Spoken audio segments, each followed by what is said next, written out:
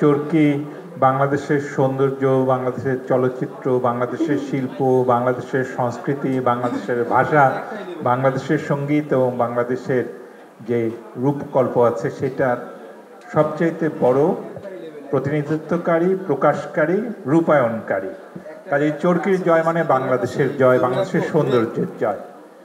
রেদওয়ান রনি আমার ছোট ভাই, আমার বন্ধু এবং খুবই অন্তরঙ্গ। আমরা দুইজন একসঙ্গে বড় হয়েছে।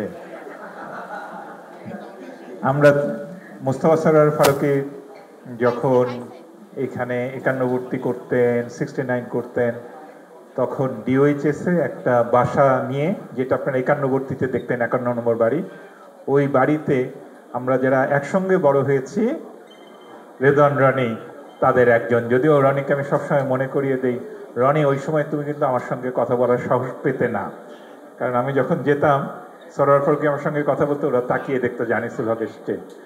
কিন্তু ওর কাজ দেখে তো আমি সবসময় মুগ্ধ হয়েছি। আমার নিজের একটা ছবি তিনি করেছিলেন আমার একটা বই থেকে, উপন্যাস থেকে, দেখে আমি বুঝেছি যে রনি কত ভালো বানাতে পারে। এরপরে আমরা দুইজনে মিলে, আমিও মোস্তফা সরোয়ার ফারুকী যেমন অনেক কাজ করেছি, একটা সময় লোকে বলতো এরা দুইজন জুটি, তেমনি আমি এবং রেদওয়ান রনি কিন্তু আরেকটা জুটি।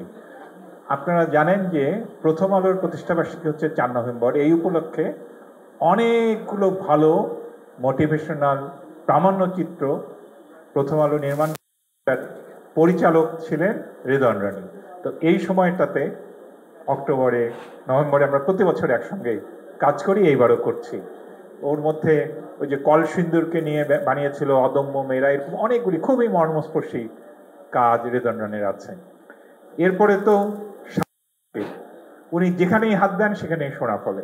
তো এখন শাহরিয়ার শাকিল তো তুফান বানিয়ে হইচই ফেলে দিলেন, লিচুরো বাগানে টাকানে অনেক কিছু হয়ে গেল। এইবার রেদওয়ান রনির দম, আমাদের ব্যর্থ হওয়ার কোনো জায়গা নাই, এটা অসম্ভব, এটা সফল হবেই। তো সেই জন্য অনেক দোয়া, অনেক শুভেচ্ছা। গল্পটা ডিফারেন্ট, শুটিং হবে ডিফারেন্ট লোকেশনে, এগুলি কোনো কিছুই আমার বলার ঠিক না।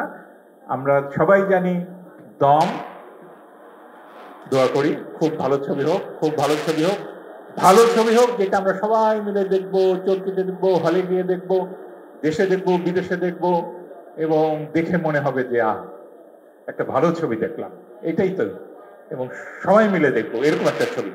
সেটাই নিশ্চয়ই হবে, ইনশাল্লাহ হবে। অনেক দোয়া চরকিকে, অনেক দোয়া রেদওয়ানকে, অনেক দোয়া যারা একটু পরে আসবেন তাদের সবাইকে। মৌসুমে মৌ খুবই ওয়েল ড্রেসড।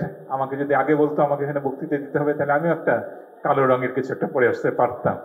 ঠিক আছে, কালো হচ্ছে ভালো, খুবই ভালো।